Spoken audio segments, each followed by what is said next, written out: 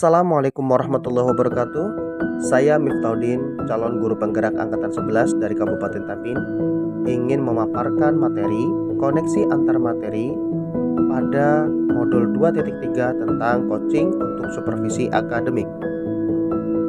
Tujuan pembelajaran khusus yaitu calon guru penggerak menyimpulkan dan menjelaskan keterkaitan materi yang diperoleh dan membuat refleksi berdasarkan pemahaman yang dibangun selama modul 2 dalam berbagai media. Yang pertama, pemikiran reflektif terkait pengalaman belajar. Pengalaman atau materi pembelajaran yang baru diperoleh yaitu dalam modul 2.3 ini saya mempelajari tentang supervisi akademik yang bertujuan untuk mengembangkan kompetensi diri dalam setiap pendidik di sekolah. Pendekatan yang digunakan adalah coaching yang memiliki 3 prinsip yaitu kemitraan, proses kreatif, dan memaksimalkan potensi. Kemudian, kompetensi inti coaching yang harus dimiliki diantaranya yaitu kehadiran penuh, kemudian mendengarkan aktif dan mengajukan pertanyaan berbobot. Adapun percakapan berbasis coaching menggunakan alur tirta yaitu tujuan umum, identifikasi, rencana aksi, dan tanggung jawab. Terdapat 3 tahapan dalam supervisi akademik yaitu pra-observasi, kemudian observasi, dan pasca observasi. Emosi-emosi yang dirasakan terkait pengalaman belajar yang pertama yaitu cemas. Sebelum mengetahui isi materi dalam modul ini, saya sedikit cemas dan khawatir tidak mampu dalam memahami dan mengaplikasikannya. Yang kedua, tertarik. Setelah mempelajari eksplorasi konsep, saya mulai tertarik mempelajari dan mendalami isi modul ini. Yang ketiga, gembira. Saya merasa gembira saat mampu melakukan praktik coaching bersama rekan CGP dan ruang kolaborasi dan demonstrasi kontekstual.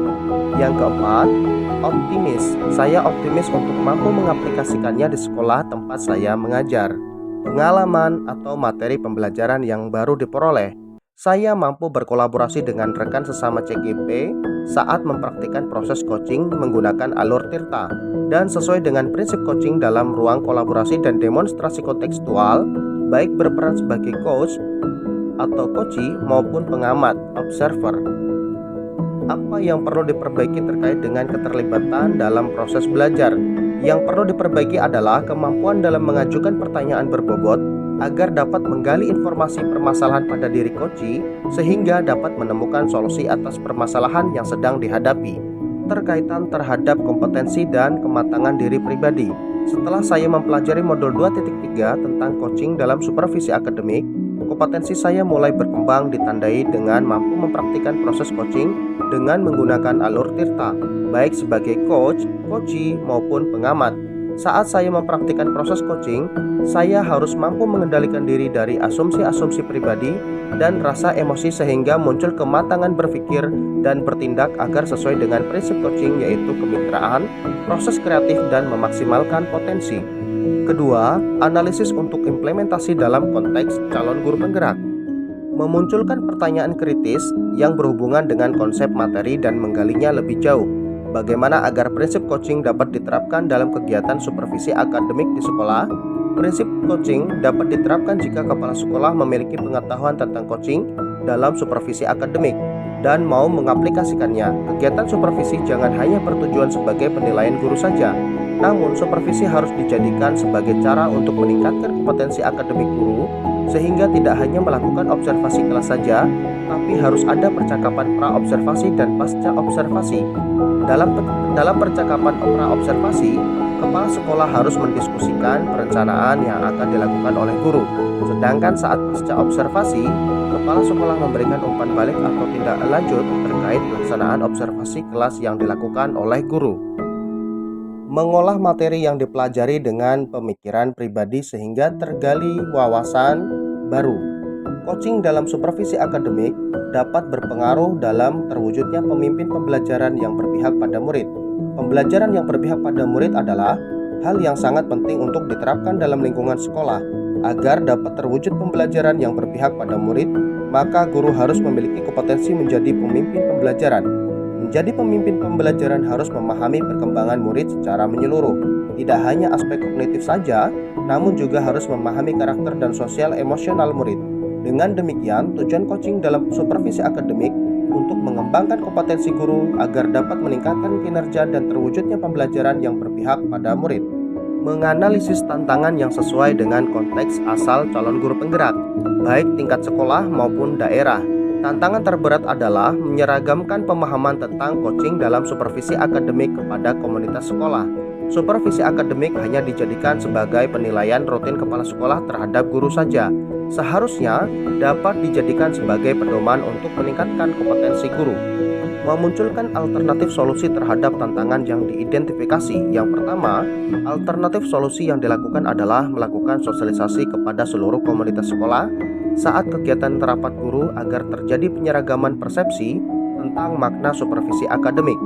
Yang kedua, solusi selanjutnya adalah dengan memberikan contoh praktik coaching dalam supervisi akademik melalui berbagai media informasi digital yang dapat diakses oleh seluruh komunitas sekolah. Yang ketiga, membuat keterhubungan. Pengalaman masa lalu, saya pernah disupervisi oleh kepala sekolah dan pengawas sekolah, namun kegiatan supervisi tersebut hanyalah sebatas menjalankan kewajiban saja, tanpa mengetahui makna supervisi yang sebenarnya. Kegiatan supervisi akademik hanya dilakukan saat kepala sekolah atau pengawas sekolah melakukan observasi kelas saja, tanpa adanya kegiatan pra-observasi dan pasca observasi, sehingga hanya sebatas pemberian nilai terhadap guru saja. Penerapan di masa yang mendatang. Ke depan kegiatan supervisi ini harus dijadikan sebagai salah satu bagian dalam peningkatan kompetensi guru dalam bidang akademik dengan menggunakan prinsip coaching, yaitu kemitraan, proses kreatif, dan memaksimalkan potensi. Konsep atau praktik baik yang dilakukan dari modul lain yang telah dipelajari. Pada modul 2.1, dalam pembelajaran berdiferensiasi, murid dikelompokkan berdasarkan kebutuhan belajarnya agar dapat memaksimalkan potensi yang dimiliki. Begitu pula dengan praktik coaching yang harus memaksimalkan potensi coach agar dapat menemukan sendiri solusi atas permasalahan yang dihadapi. Kemudian, pada modul 2.2, dalam pembelajaran sosial emosional, terdapat teknik stop dan mindfulness yang dilakukan untuk dapat membuat suasana menjadi lebih kondusif. Saat melakukan coaching pun, seorang coach harus menerapkan teknik tersebut agar dapat fokus dan terwujud kehadiran penuh saat melakukan proses coaching. Modul 2.3, coaching dalam supervisi akademik. Informasi yang didapat dari orang atau sumber lain di luar bahan ajar, penilaian guru penggerak, faktor utama pelaksanaan supervisi akademik oleh kepala sekolah. Kesadaran kepala sekolah akan kompetensi supervisi yang harus dijadikan semangat dan dukungan oleh para guru. Coaching yang diberikan kepada kepala sekolah akan memberikan pengaruh pada proses pembelajaran. Suasana kebersamaan sekolah yang mendukung bisa dijadikan sebagai sarana untuk membangun kinerja lebih maksimal dan kegiatan supervisi akan berjalan dengan nyaman. Kesimpulan, dengan mempelajari modul 2 memberikan pemahaman saya lebih dalam tentang bagaimana penerapan pembelajaran berdiferensiasi di kelas yang berpusat pada murid dan guru tersebut sebagai coach bagi para murid. Di sini saya sebagai guru juga menyadari bahwa setiap murid memiliki gaya belajar, minat, dan kebutuhan yang berbeda-beda antara satu dengan yang lain. Saya sebagai guru tentunya sangat perlu untuk mengembangkan strategi pembelajaran yang dapat mengakomodasi para murid di kelas. Selain itu juga, keterampilan coaching sangat perlu untuk membantu para murid untuk mencapai segala potensi yang dimiliki secara maksimal. Dengan menerapkan prinsip-prinsip pembelajaran yang berdiferensiasi dan keterampilan coaching dalam praktik, saya berharap dapat menciptakan lingkungan belajar yang kondusif dan lebih bermakna bagi para murid. Terima kasih Bapak Guru hebat. Salam dan bahagia. Wassalamualaikum warahmatullahi wabarakatuh.